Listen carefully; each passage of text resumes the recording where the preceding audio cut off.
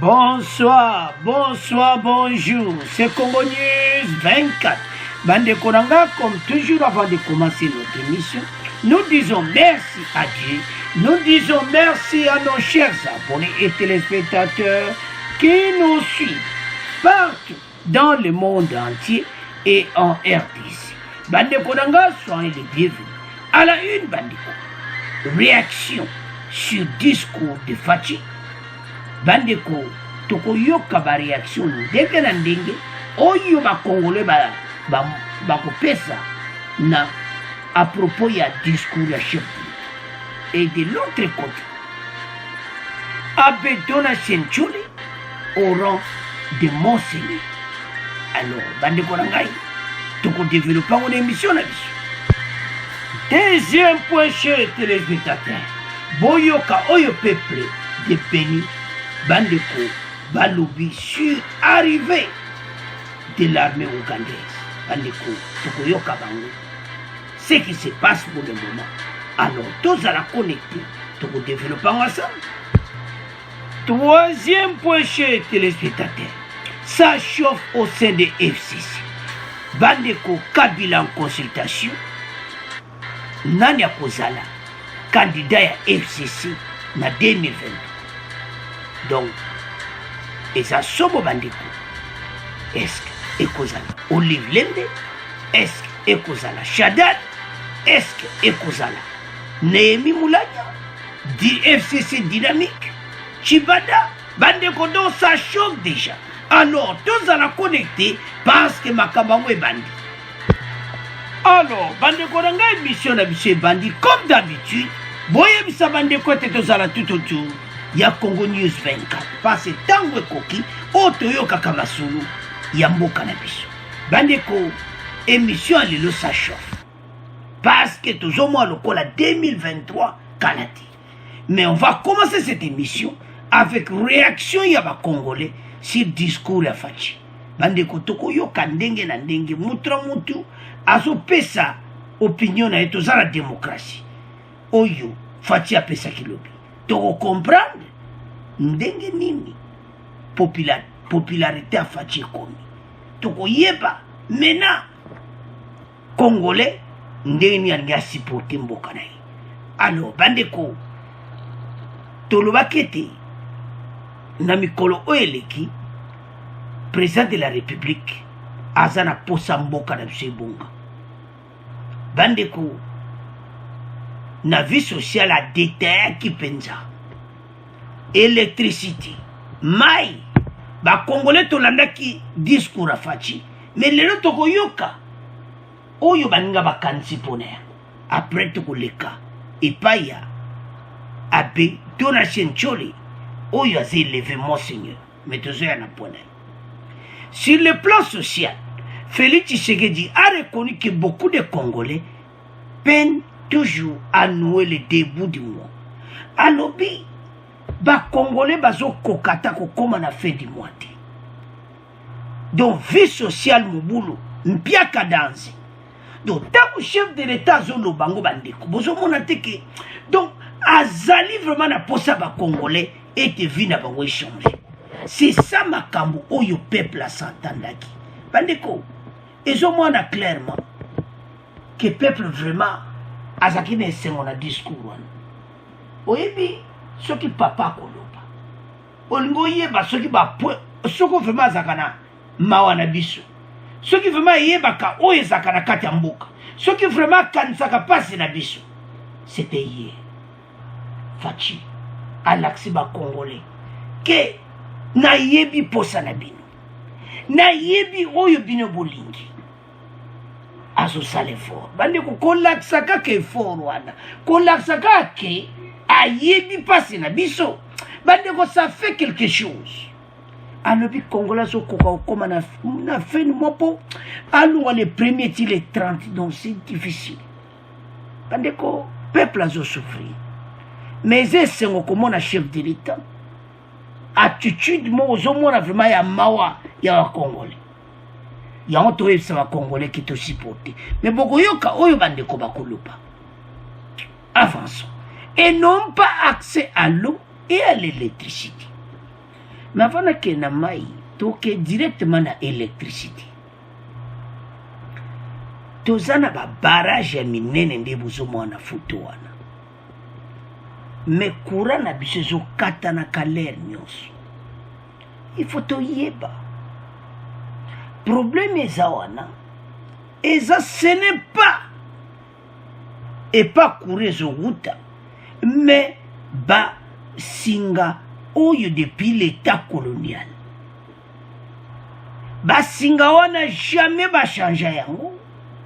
Bazo sala mwa misala nango. Mais il fallait ba bande la makambu tout. Tu es baby. Bon mona comment gouvernement où il sali 20 ans au pouvoir. Oyo ba tikeli biso sumbela. Mais bazoya balobi ke tozoya na 2023. FCC nana ngako voter bon. Toza la démocratie. Et ça mawa tala passion batiki. Tala fati akuti. Na 2 ans où il y avait ba makambo belé ça ko résoudre makambo nyos. Bande ko n'y a pas de courant l'air nyos. Ozo sola na bande ko na Kinshasa. O tu téléphone oyoka mbala moko oiki batterie sili do masolo ekatana ndeko oto osola ni na Congo. Donc il faut te comprendre yango eza kupe ko sala pasi na biso nyonso tozana bandeko kuna bato mosusu tosala émission osola na bato osala donc ozomona quand même que na RDC omona courant bamwekati ndeko bazo souffrir. Alors que sans l'électricité, c'est vraiment difficile à quoi avancer. Mais le que PC5, faut reconnaître que pas congolais. Naïbi pas si on est à courant. Il faut accélérer ma moussala wana. Mai. Ok, na bande ko bazaka na Kinshasa, même au Kanluka, partout. Au moins, même mai accès à difficile. Et ça qui te côté. Mai tozana fleuve Congo munene. Et zo zanga ka biloko pona ko filtrer yango. Ba biloko salté le kate ba sala yango. Batu ba jwa eau potable baba na komela. Mais mai bazo mela. Eza mai boko eza pena propreté. Nyonso wana chef de l'état ndimi yango devant ba congolais. Ko yebisa bango ke na yebi pasi na bino. Bandi ko sala ka vrai. Ce qui papa no yebi pasi na yo. Tozo comprendre que ce qui papa no yebi ki yo souffert. To omoni bena oh papa na yebi ko. Donc c'est que ça le fort makamoni bon. Alors sans plus tarder, to yo ka réaction ba congolais. Bon to continuer mission na biso. Même discours sur l'état de la nation, le président de la République a dit être conscient que la situation sociale des Congolais n'est pas réluisante et que plusieurs ménages ont du mal à joindre les 2 bouts du mois. Félix-Antoine Tshisekedi appelle le gouvernement à accélérer la mise en œuvre des projets à impact rapide et visible. On écoute le chef de l'État dans cet extrait proposé par Alain Rong. Je suis conscient que la situation sociale de nos compatriotes n'est pas reluisante. Beaucoup de ménages peinent à nouer les 2 bouts du mois et n'ont pas accès aux services sociaux de base tels que l'eau, l'électricité, les soins de santé et les transports. Certes, au cours de l'année 2021, le gouvernement a pris un train de mesures en faveur de la population, mais celle-ci reste insuffisante. Je demande donc au gouvernement d'accélérer la mise en œuvre de projets à impact rapide et visible. En effet, dans les secteurs de l'eau et de l'électricité, ainsi que de la santé, pour ne citer que cela, la plupart des projets en cours souffrent d'un manque de coordination et d'une faiblesse de pilotage. La desserte en eau potable de la ville de Kinshasa, les usines de Lemba Imbu d'une capacité de 35 000 m3 par jour, ainsi que de Mbiza Ozone d'une capacité de 110 000 m3 par jour, connaissent des retards préjudiciables à la population. Et juste après l'adresse du chef de l'État, quelques parlementaires ont réagi au micro de Radio Kapi de diverses manières. Nous vous proposons en premier l'avis de Hippolyte Mutombo Mbwebwe, sénateur élu de la province de Lomami et coordonnateur du regroupement politique AAAC, Action des Alliés pour l'amélioration des vies des Congolais, regroupement membre de l'Union Sacrée, et aussi Denis Kambaï, sénateur du Kasaï central. Les deux élus estiment que le président de la République a répondu aux préoccupations des Congolais.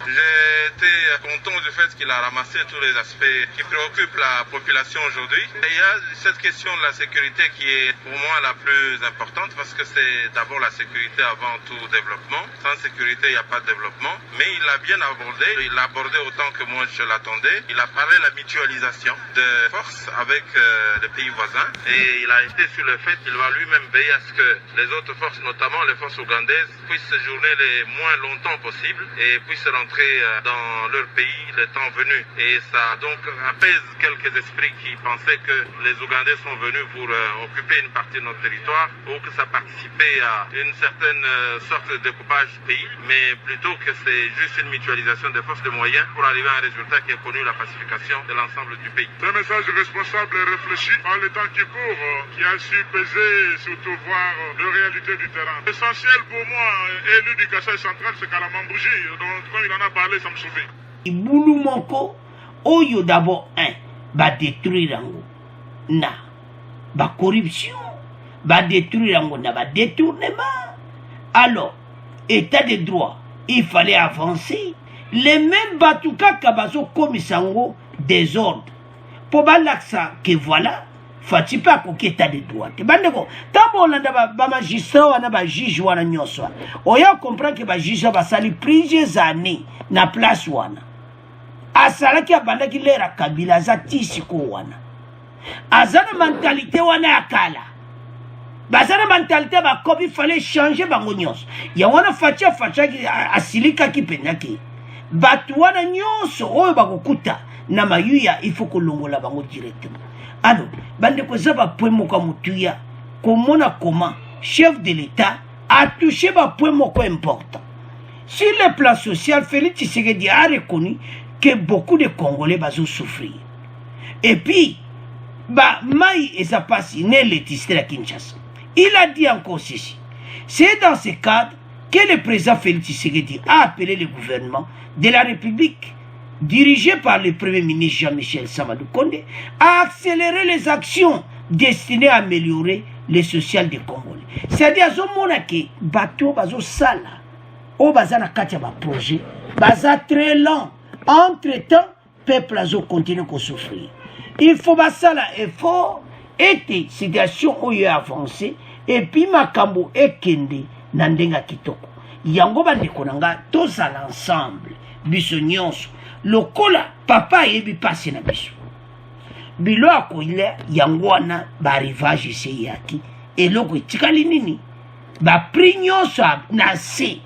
Donc, bablo akolia bazo sala pe fort. D'autant to mona volonté wana kitoko. Ba makama ba mai ezaka kandinga expliquer wana que ba mai ezokomate mais parce que volonté moko boye eza négligé bandeko partout. Faut yeba ki bateau tout bandoki ya Congo partout baza. Parce que basali 18 ans na ba place na ba poste et belé baza kuna. Et puis bazo tchatcha bakal. Mais comment la destinée. Et comme la l'éruption tout le monde appelait oui, c'est ça des mots qu'il fallait tambour. Donc c'est ça mots qu'on a besoin. Tu as tenir place où tu as besoin de comment. Parce que ça la capacité de konangai. Comment on a payé les arabes même richesse et abou. Mais toujours zanga. Bilo akolia na ndenga mukite bilo kozuza cher et tout ça. Mais banane ba créer qui pour mon moteur ma baba toana. Ba société wana net be égal. Baza ba société bato ba membre gouvernement baza na kati meso tali ba pré biloko. Kaka bango balinko kitsa pré biloko te. Kaka bango bazo critiquer. Mais fachi ba définir so kuta nango to féliciter quand même ndambo asali malgré to beta c'était justice et ça toujours un problème. Mais to comment na pour fachi l'opinion so état de siège yo ne bandimite peuple andimike bazo sale fort na est. C'est là que l'équipe sécurité a dit. Bande qu'on a deuxième peu beaucoup yoka. Oh, le peuple a béni à l'oubli. Donc ça chauffe dans cette émission. Alors, tous les cas, si on a Bencholi.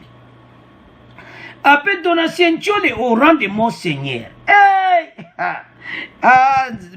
A Bencholi a mis ma camouna politique. Bato a l'oublié, c'est un politicien. A Bencholi, il a une vraie décision. Au moins, une décision, on a qui n'est pas ma cambouana. On lobby que non. Tous les partis politiques, tout que si ma camouna bino anate.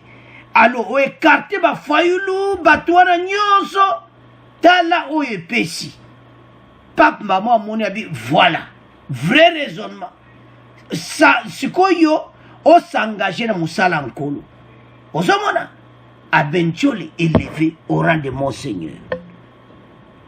Le pape François a élevé secrétaire général de la Conférence nationale épiscopale du Congo, l'abbé Donatien Tcholi, au rang de chapelain de sa sainteté, le pape. En cette qualité, il porte désormais le titre de Monseigneur.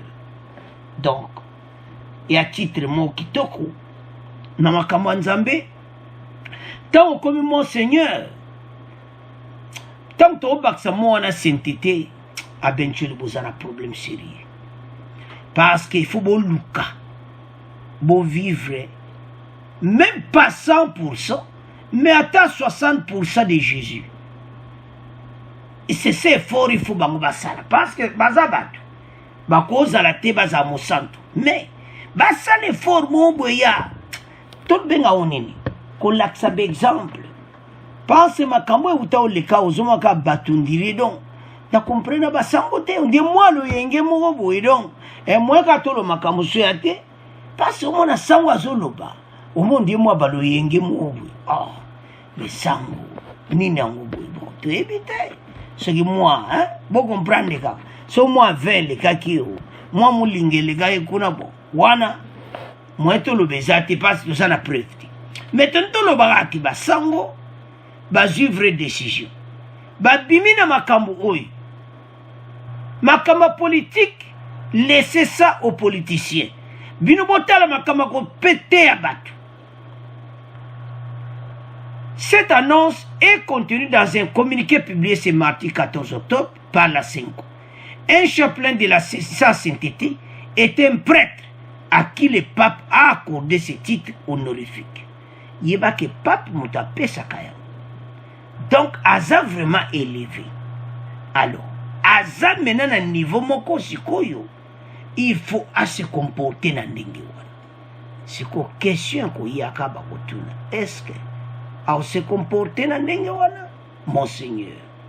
Parce que ça chauffe.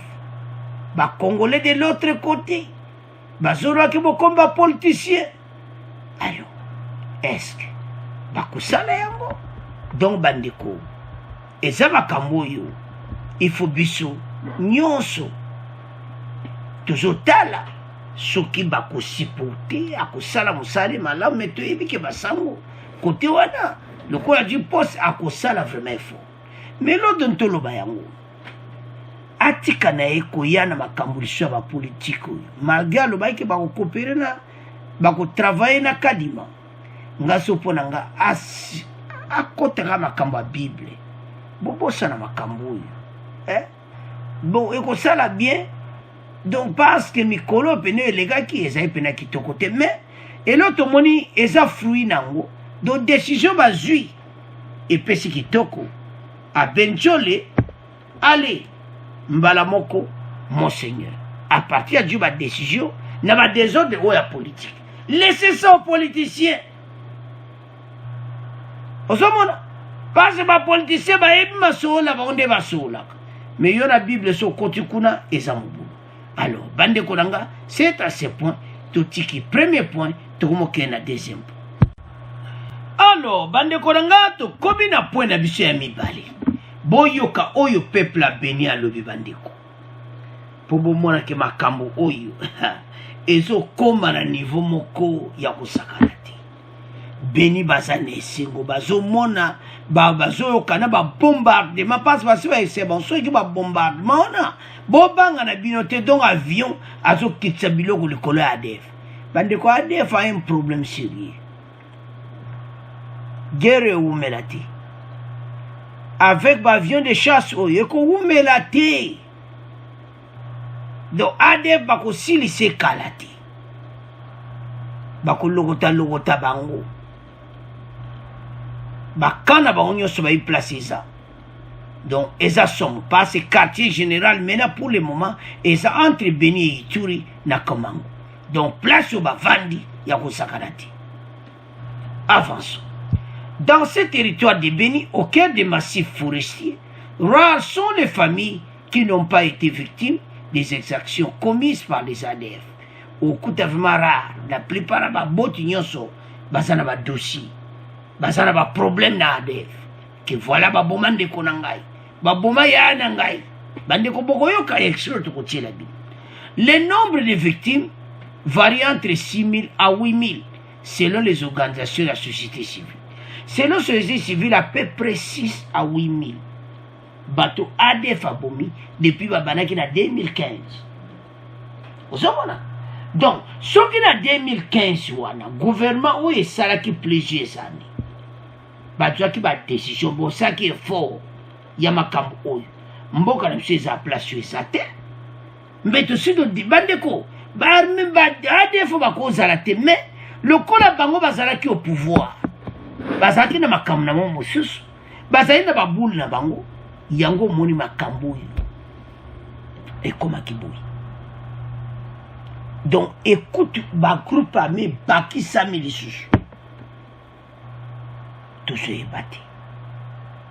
Ce que oyoka ba fuite bimi, oh, ba commanditaire ba groupe armé bazana Kinshasa. Oh, donc sozo comprendre nango.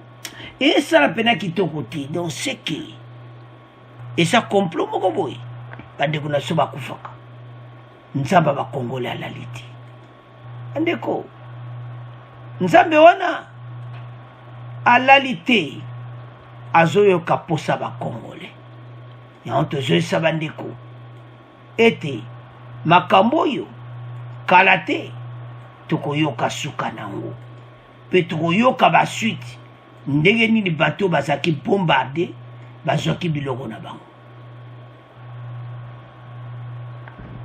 Pour Omar Kassili, le président de la société civile, ceux qui critiquent ou s'opposent aux opérations militaires en cours sont des complices de violence. Beaucoup yoka extrait. Société civile balobi et bateau nyonso baza contre opération militaire ou botala ba malam. Baza ba complice ba violence wana. Bande ko makambo ye ko bebisa ba kopa bate belé.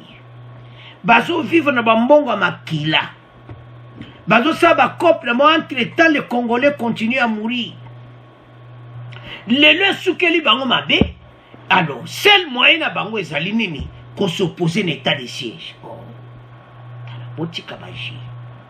État de siège ezawana ezolaxa déjà musala na. Malgré eza ndenge bakana kiti parce que batu bazai kokufa malgré l'état de siège. Mais au salaka état de siège la bonne volonté ya chef de l'état et yango nde memi na makambo nyonso ba groupe oyo armée ougandaise baye parce que baso coopérer directement na gouverneur militaire.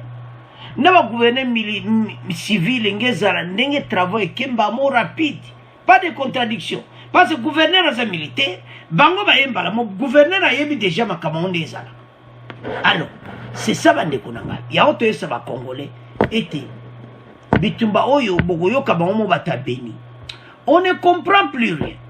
Il nous fait souffrir, massacrer sans nous épargner de ces drames. La MONUSCO et d'autres partenaires, c'est gravissime. Qu'on les sente être agités quand nous avons un partenaire, un voisin qui vient nous aider et faire même des navettes. Nous les confondons à des complices de notre souffrance. Alors, ils vont comprendre que bata Beni balobi, même MONUSCO, n'a pas partenaire na yi, ba yawana basala ke lokote, le biso de du voisin na Ouganda, bango, ba comment considérer Ouganda et comme le cola, ba complice, non. Et ça qui est au côté. Confondons à des complices de nos souffrances. De notre souffrance. Je m'excuse. Alors, bande de considération, il faut tout comprendre. que bande ka Congo bazo sepela te. Mais soko tali peuple a béni à sa raison. À lui toko travailler ensemble. Toza sur un problème ti. Bande ko toza na village ko eza pena na bordure Uganda na RDC.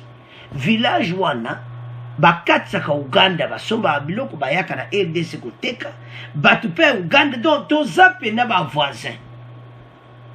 Ozomona malgré le passé ezalaki mabe.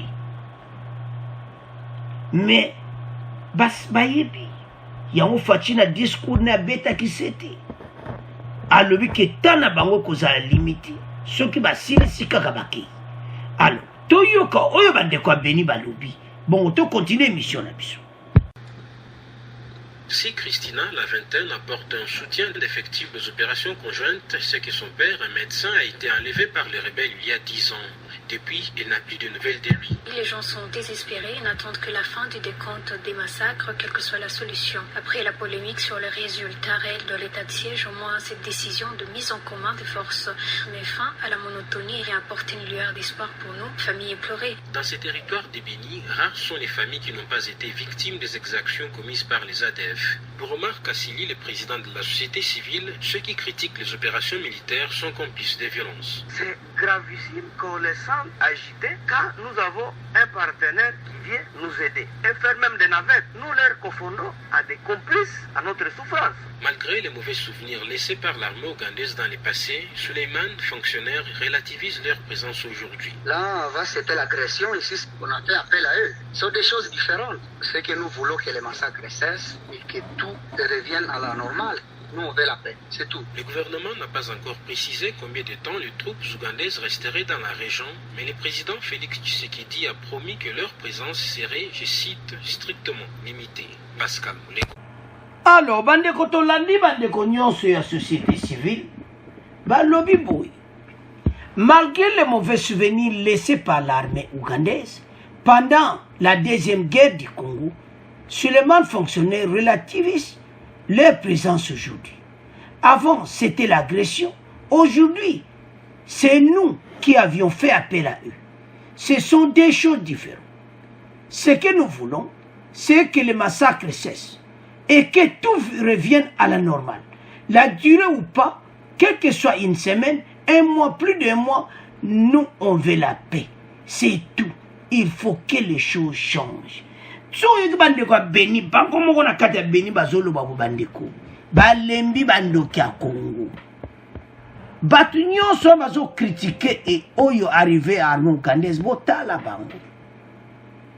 bango moko peuple bakunu balobi mbalo biso atoloba ya mais mbalelekaka ezalaka agression ça sont eza le passé mais biso mbalo tosengi baya osomona. Il y a une grande différence, bandeko nanga.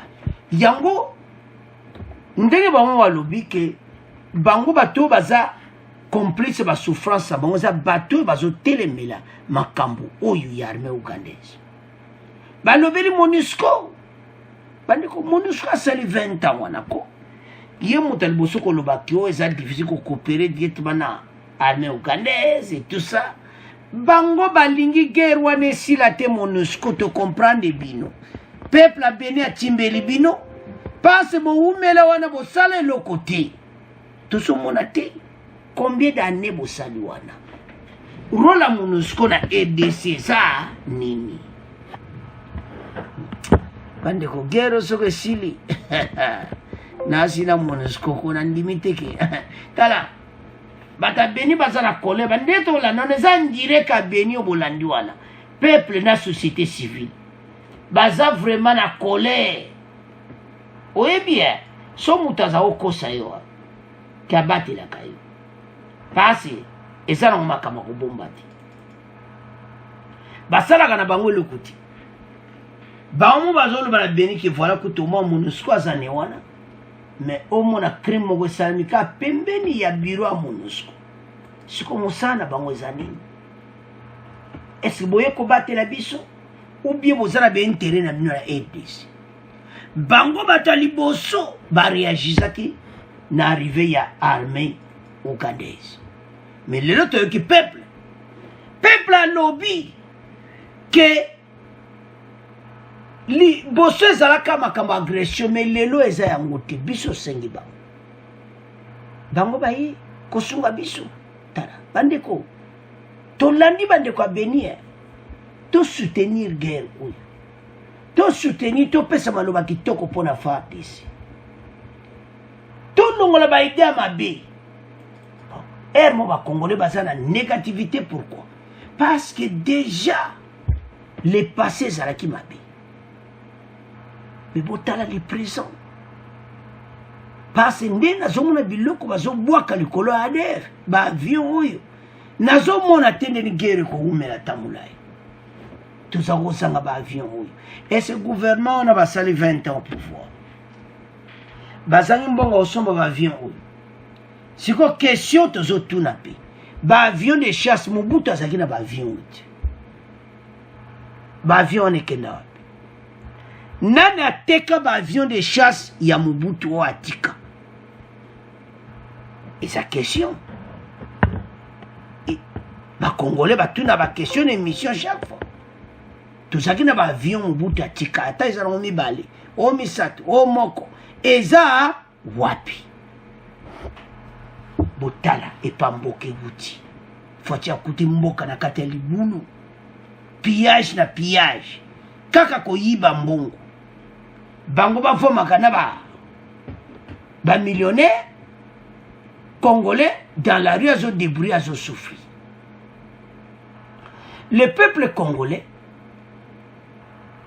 va souffrir mingi baza na besoin ya liberté et comme temps oyo kune koma kimia boyoka mwa suka botanga nde bango bande kwa Beni balobi quelle que soit la durée ou pas, quelle que soit d'une semaine, d'un mois ou plus, nous on veut la paix. C'est tout. Il faut que les choses changent. Donc, quand on fait changer, qu'on a bango peko, pas vivre comme un vieux bandit, on va vivre. Mais pas comme un patriotique. Bon, l'andouane n'excellent va l'obliquer. Na territoire wana, rares sont les familles qui n'ont pas été victimes des exactions commises par les ADF. Et ça rare. Parce que belé bazana ba problème wana. Et ça rare okuta bateau bazana ba problème. O kokonde konanga ba boma. O ser nanga. O mwana biso abunga ba memaye na zamba kufa peku. Neli siko. Ba Congolais ba memaye na makasi wana. Ba ko bonga bango tu. To eso sala pasi bande konanga. Ça fait mal. Le président congolais Félix Tshisekedi n'a pas précisé combien de temps les troupes ougandaises resteraient en RDC. Mais il a promis lundi que leur présence serait limitée strictement. Donc, ce qui a commencé signé à nos Ougandaises donc, c'est ça. Il y a un peu de Congolais là. Tout supporter. Bazana volonté. Comment makambo ko sala yango bandeko. Bolingo ezali. Balingi vraiment mboka na biso. Mais ngana yo tokanga na bomoko mboka oyo kende libusu. Parce que ce qui est pena masole sili bien bandeko. Eza ko beta maboko parce que basali vraiment boulot. Yango to esa congolais. Totika kozala naïve. So li kamba bien zali toloba. Po bisawa so ya bien za tolobi. Bon mon tema kama justice. So basala ki bien te toloba ki. Mais oyo tozo mona makamu ndenge zo salama. To yo ki peuple yemo na kati ya Beni. Ya to yaka na be mission bande ko mo le to tiaka. Be extrait wana. Landa kene bandela ngo de susu. Yoka oyo peuple a Beni alobi. Pour comprendre au monake basana posa pasi wana esina yango balobaka place so nanda kwa no lalaka te oyeba place mai ezotanga te ke na kati ya Beni nanu vanda omona koma na mikolo elekaka ndenge bato basa kosufri kokompara ngo na lelo bandeko bakae komi rare eza sunde ezalaki te babomi ekomi rare eza te ke chaque jour babomi donc omona ke baza na problème bazoluka place ya kobatama mais bibundela likolo ezokwela bango do bakosila alors toyeba ete tolandi biso nyonso armée ougandaise bakokite kala soka makambo esili bakokeye na bango donc c'est ça donc guerre oyo toyebi ete tobenga kutu guerre te parce ezaka kosilisa bato oyo kosilisa bato oyo bacriminel oyo eza kutu guerre te parce que ce n'est pas être entre les deux états eza nango kaka kolongola bacriminel nyonso kokanga bango kotia bango na prison et c'est tout soki bazwi bo banyati bao biloko mais problème mpe mosusu ya bajeune bagroupe armé bagroupe armé wana bazoyoka te FARDC apesa bango temps te parase apesa bango temps ekoki ekomi temps bayeso babima azobima te bosoko basani entre temps kodeko azokontinue koboma alors bakozwa biloko na bango alors bandeko na nga c'est à ce point tokomotika deuxième point tokomokee na troisième point alors bandeko na nga tokomi na point na biso ya suka eyindi Kabila en consultation pour décider si les candidats de FCC en 2023 nani ako zala candidat ya FCC oyo akolite na faci na 2023 eza ya koyinda esi eyindi na émission oyo donc mdo déjà na kati kuna sa bouche est-ce que Mama Olive, est-ce que Chibanda, est-ce que Néhémie, est-ce que Shadari, est-ce que Dynamique, on va télémina Kabila wana, les jeunes dynamiques, donc wana makamna bango kuna. Biso te eko expliquer que kuna ça chauffe déjà. Mais message quoi il est là? Néhémie a écopé ça na conférence de presse. C'est mardi 14 décembre. Alobi boye bandeko ki nasuka avant metoke en détail que Kabila azo salaka ba consultation ayeba yemoko nani yemo mutaoza décision donc ce n'est pas ndenge za bazana congrès FCC ba poni mutu est-ce que vous comprenez totanga poto comprendre ngo bien que ça te que FCC en congrès va salir nani ako leader ako diriger bango mais ekozala nommé ah ça chauffe. L'ancien président de la République, actuellement sénateur à vie et ancien allié de Félix Tshisekedi, Joseph Kabila Kabange, consulte ses proches en marge de la présidentielle prochaine. Donc a banni déjà consultation.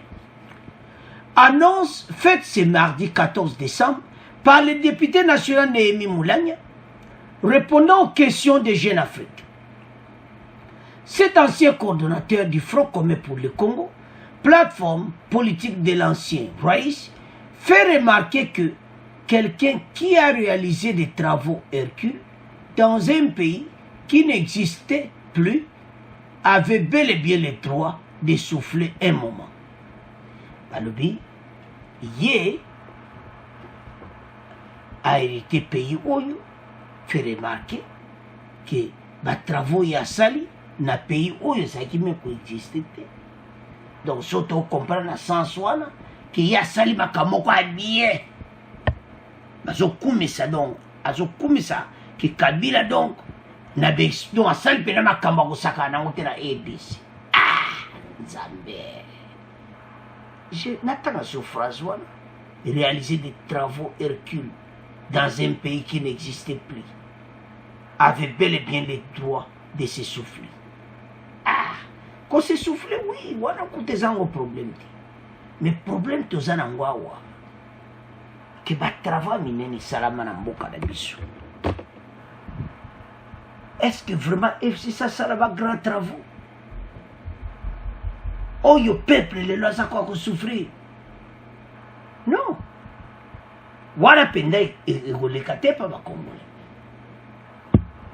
Pas ces travaux exatés.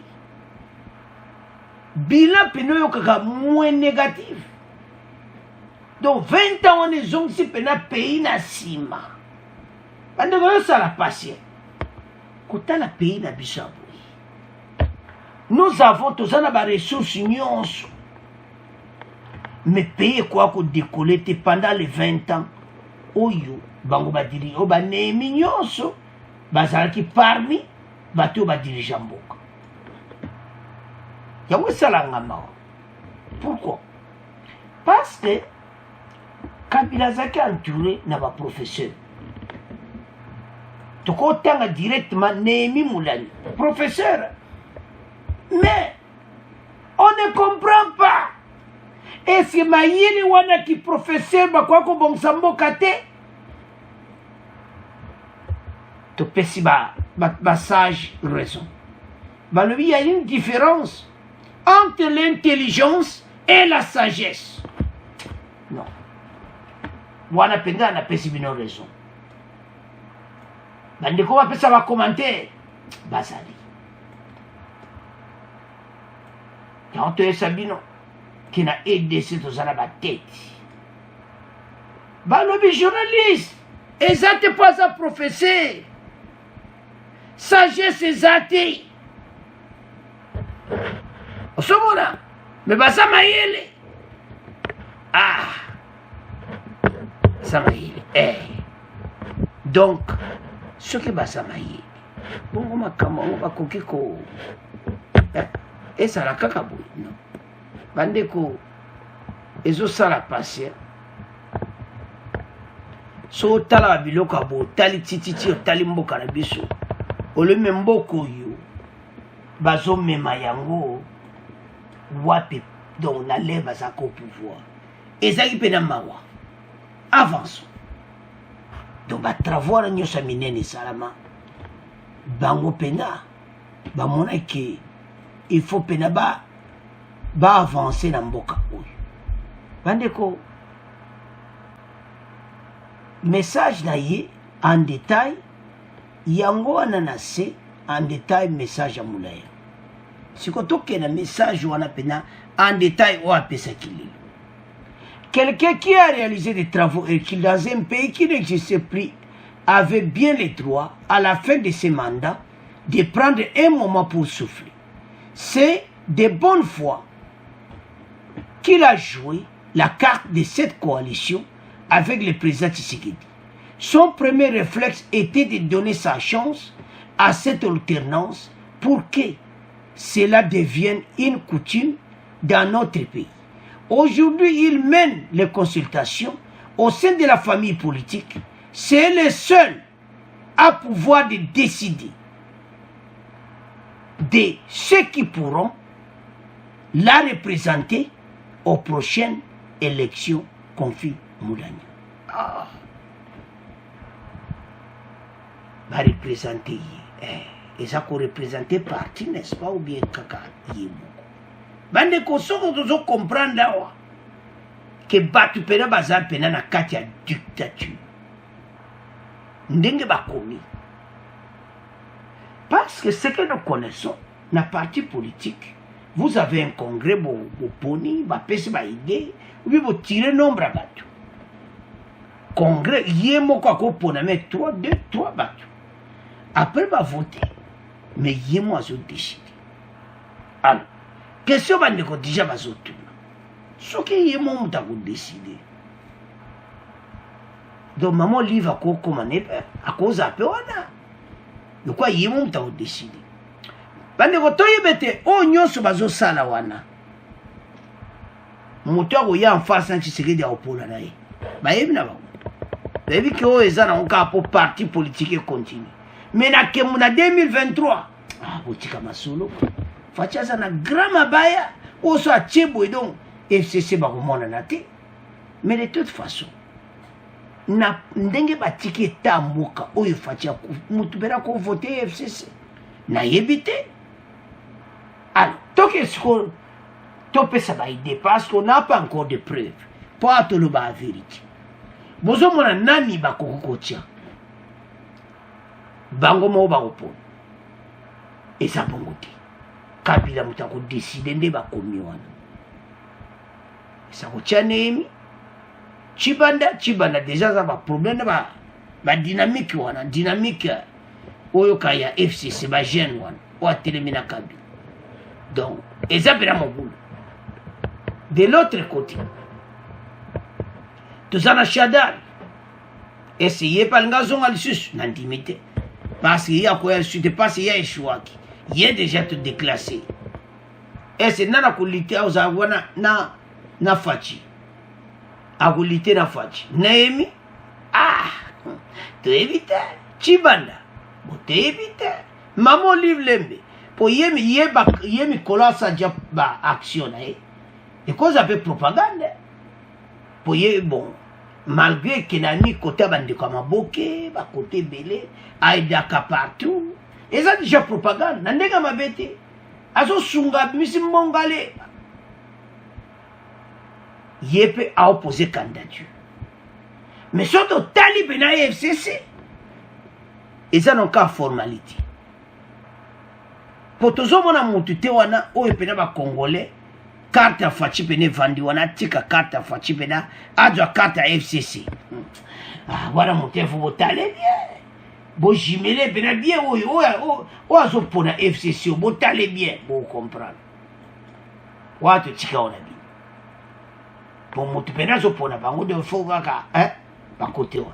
Alors, mais l'autre ntolo wa bandiko. EDC ezamboka na biso. Eza mwa biloka mike biso to kangana parce que bozomona nde basangani wana. Bazana baona boule. Ese bana boule ko bongisa congolais to yebiti. Alors que bango basaki batu moko nde basawana bayibi pasio batiki ba congolais. Bakoki me ko bimisa ba même 1 milliard de dollars. Passe na kati ya FCC bazana ba milliard. Allez. Milliard oyo te pesa on a commune à Kimbanzeki. Social et bonga. Commune boy, social et bonga. Commune boy. Donc ba dit même de 10 communes ba pesa 10 milliards. Et ko basa ba mbongo ebele ba nyonso. So sanksi FCC en vrac. Basa na ba mbongo. Mais ba ko sala ya muti. Basa na makambo ya bango. Alors, bandi ko nga soto otala.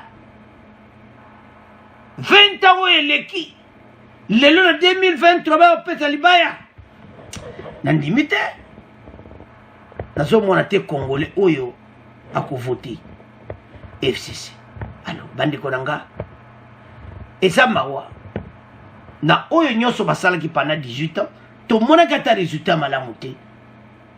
Alors, lelo balingi pe wa poser candidature. Mais tout ça n'est démocratie, parti politique, nous sommes se préparés. Nous mon côté Katumbi va se préparer, côté Fayoul va se préparer. Pour 2022, ça chauffe. Biso peut te tikate, biso to zawa, to supporter gouvernement et kende liboso. Alors, bande konanga, c'est à ce point. Tu comment clôturer mission na biso. Bon abonner massivement, bon partager. Merci de vos commentaires, Kitoko. Au revoir. À la prochaine.